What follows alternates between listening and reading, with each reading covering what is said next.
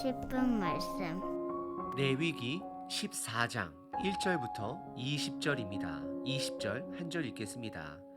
제사장은 그 번제와 소제를 제단에 드려 그를 위하여 속죄할 것이라. 그리하면 그가 정결하리라.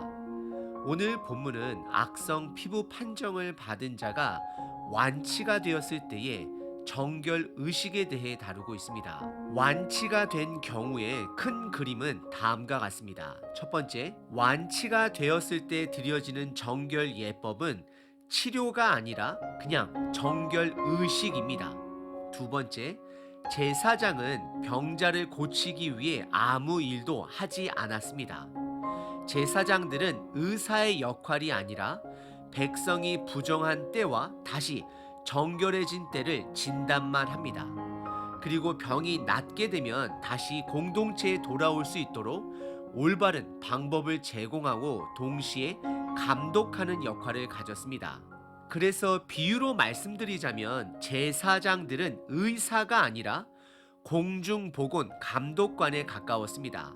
결국 구약의 부정함의 완치는 하나님께만 달려 있습니다. 오늘 본문을 통해 함께 생각해 볼 점은 두 가지입니다. 병이 낫고 정결함을 받기 위해서 첫 번째, 왜 이렇게 복잡한 절차와 시간을 거쳐야만 하는가입니다. 그리고 두 번째는 예수님이 병자를 치료하셨을 때와 오늘 본문의 레위기의 정결 의식을 비교해 보시길 바랍니다. 오늘 본문은 크게 두 부분으로 나눌 수 있습니다. 첫 번째는 병이 낫고 7일 안에 드려지는 정결 의식입니다. 그리고 두 번째는 8일째 날에 드려지는 희생 제사법입니다. 악성 피부병이 완치되고 나서 8일 동안 드려지는 정결 의식을 살펴보면 다른 두 곳에서 비슷한 예식을 찾아볼 수 있습니다.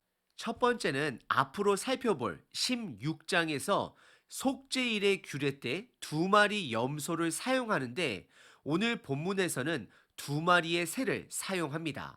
그리고 두 번째는 레위기 8장에서 등장하는 제사장을 세우는 위임식 내용과 비슷한 부분이 있습니다. 제사장을 세울 때 희생 제물의 피를 오른쪽 귀에, 엄지 손에, 그리고 엄지 발가락에 바릅니다. 그리고 이런 동일한 의식이 오늘 본문에 등장합니다. 그럼 오늘 본문의 의식 절차와 그 의미를 예수님의 복음과 연결하여 함께 살펴보도록 하겠습니다. 첫 번째 본문은 1절서부터 9절까지 부정한 자로 확진 판단을 받은 자가 그의 병이 낫게 되면 7일 안에 행하는 정결 예식에 대해 살펴보겠습니다. 특징은 첫째 날과 그리고 마지막 날, 일곱째 날에 특별한 정결 의식 행위를 하게 됩니다. 1절의 시작이 여호와께서 모세에게 말씀하신다로 기록하며 정결법 중 새로운 내용임을 암시하고 있습니다. 그것은 바로 부정하다라고 확정 판정을 받은 자들이 병이 나았을 때 드려지는 정결 예식에 대해 설명을 시작합니다.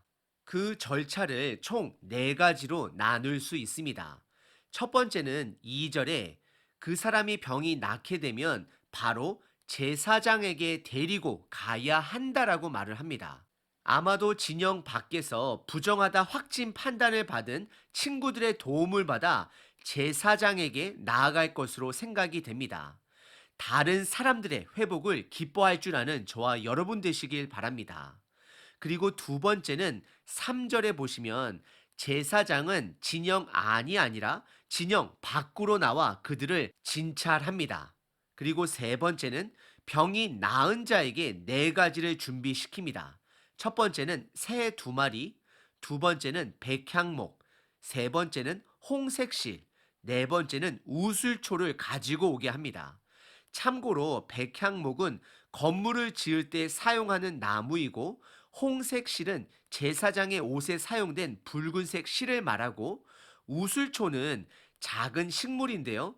이스라엘 백성들이 애굽에서 나올 때에 양의 피를 문지방에 바를 때 붓처럼 사용한 식물이기도 합니다. 그리고 마지막 4번째 절차는 병이 완치가 된 자가 준비한 것을 제사장이 받아 정결법에 따라 첫째 날의 의식을 인도합니다. 그것은 새 두 마리 중 한 마리를 흐르는 물에 질그릇에 놓고 잡는다라고 성경은 기록합니다.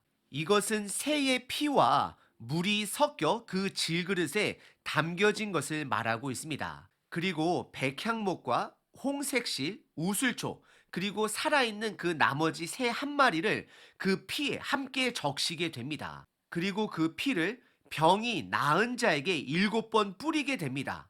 그리고 살아있는 새는 피가 묻은 채로 놓아주게 됩니다. 그리고 정결함을 받은 자가 옷을 빨게 되고 몸에 모든 털을 밀게 됩니다. 심지어는 눈썹까지 밀게 됩니다. 그리고 그는 그날 드디어 진영 안으로 들어가게 됩니다. 하지만 가족들에게는 아직 갈 수가 없습니다. 그는 7일 동안 집이 아닌 다른 곳에 머물게 되고 7일째가 되는 날에 다시 한번 두 번째로 온몸에 털을 밀고 옷을 빨고 몸을 씻게 됩니다. 오늘 본문의 첫 번째 부분은 악성 피부병이 나았을 때의 첫 일주일 동안 행해지는 정결 의식에 대해 살펴봤습니다. 첫 일주일의 의식은 레위기 16장에서 살펴볼 속죄제 때 드려지는 염소 두 마리와 유사점이 있습니다. 둘 다 희생 제물 중 한 마리는 살려줍니다. 죽은 동물은 대신해서 죽은 것입니다. 그리고 살려주는 동물은 자유를 상징합니다. 결국 오늘 본문은 예수님의 죽음으로 인한 우리가 얻게 된 자유를 정결 의식을 통해 보여주고 있습니다. 그리고 오늘 본문의 두 번째 부분은 10절서부터 20절까지 병이 나은 자의 8일째 날의 정결 의식의 내용을 말하고 있습니다. 그래서 10절에 보시면 8일째 날로 시작을 합니다. 참고로 이스라엘 백성들은 아기가 태어나면 남자 아기일 경우에 8일째 날에 할례를 행하게 됩니다. 그래서 8일째 날에 희생 제사를 드리는 것은 하나님의 백성으로 다시 받아지는 과정을 말하고 있습니다. 정결해진 자는 희생동물 3가지를 준비해야 합니다. 그리고 곡물 제사인 소제를 위해 고운 가루와 기름을 준비합니다. 희생 제사 동물로는 숫양 2마리와 암양 1마리입니다. 하지만 재정적으로 동물을 드릴 수 없는 가난한 분들을 위해서는 21절에 다른 방법으로 하나님께 마음을 드릴 수 있도록 배려해 주십니다. 정결함을 받을 자가 드려지는 제사는 화목 제사를 제외하고 나머지 4가지 모든 제사를 올려드립니다. 순서는 다음과 같습니다. 첫 번째는 20%를 더 드리는 속건제, 그리고 두 번째는 속죄제, 세 번째는 번제, 그리고 마지막 네 번째가 곡물로 드려지는 소제를 드리게 됩니다. 특별히 오늘 본문은 속건제 드리는 과정에 집중하고 있습니다. 제사장은 그가 받은 속건제의 제물을 흔들어 요제로서 하나님께 먼저 올려드리고 숫양의 피를 정결하게 된 자의 오른쪽 귀, 엄지손가락, 그리고 엄지발가락에 바르게 됩니다. 그리고 기름은 번제단에 7번을 뿌리고 남은 기름으로는 동일하게 정결하게 된 자의 오른쪽 귀와 손과 발에 바르게 됩니다. 그리고 속건제가 마치게 되면 속죄 제사를 드리고 그리고 나서 번제를 드리고 마지막으로 소제를 올려드립니다. 그럼 그는 정결하게 됩니다. 결국 그들의 정결함은 희생의 피와 선택함의 상징인 기름으로 정결하게 되는 것입니다. 오늘 본문의 두 번째 부분은 제사장을 세울 때와 유사점이 있음을 확인할 수 있습니다. 제사장을 세울 때도 희생 제물의 피를 오른쪽 귀와 엄지 손가락, 엄지 발가락에 바르도록 합니다. 오늘 본문의 두 번째 부분은 8일째 날에 드려지는 4가지 제사, 특별히 속건제에 집중하며 다루었습니다. 오늘 본문은 사실 우리들이 정확하게 알 수 없는 절차들이 많이 있습니다. 왜 이런 복잡한 절차를, 의식을 거쳐야 했을까요? 참고로 그 당시 다른 우상 숭배자들은 치유의 목적으로 귀신을 쫓거나 마법적인 의식을 치루었습니다. 하지만 이스라엘 백성들은 달랐습니다. 바로 구별되었다 말할 수 있습니다.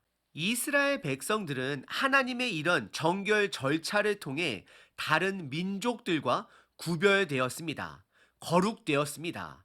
이스라엘 백성들에게는 치료는 오로지 하나님으로부터만 옵니다. 그리고 그 치유 이후에 정결하게 되기 위해서는 복잡한 절차와 시간을 가져야만 했습니다. 이 모든 절차는 결국 예수님의 십자가의 죽음과 부활을 상징하기 위함입니다. 복음의 그림자가 되는 것입니다. 구원은 오로지 하나님으로부터만 옵니다. 하지만 구원 이후에 예수님의 성품을 닮아가는 과정, 성화 과정은 우리의 결단과 성령님의 도우심으로 이루어집니다. 신약으로 넘어와 예수님께서도 병자를 고쳐주실 때에 때로는 한 번에 고쳐주실 수 있지만 몇 가지 절차를 갖게 하십니다. 예를 들어 시각 장애인을 고쳐주실 때는 진흙을 그의 눈에 발라 실로한 연못에 가서 눈을 뜨게 했습니다. 그리고 10명의 나병 환자들에게도 오늘 레위기에서 다룬 정결법에 따라 그들의 몸을 제사장에게 가서 보여주라 말씀하셨습니다. 그 이유는 이런 절차를 통해 예수님이 하나님의 아들임을 드러내기 위함입니다. 여기서 한 가지 생각해 볼 점은 오늘 본문에서 나병 환자들이 왜 죄를 해결하기 위해 드려지는 속건제와 속죄제를 드려야 했을까요? 모든 나병 환자들은 그들의 죄로 인해 병에 걸렸던 것이었을까요? 그렇다면 레위기에 있었던 불순종했던 그 모든 이스라엘 백성들은 나병에 다 걸려야만 했습니다. 그렇다면 왜 이들은 속건제와 속죄를 드려야만 했을까요? 정확한 답은 알 수 없습니다. 하지만 우리는 예수님과 연결할 수는 있습니다.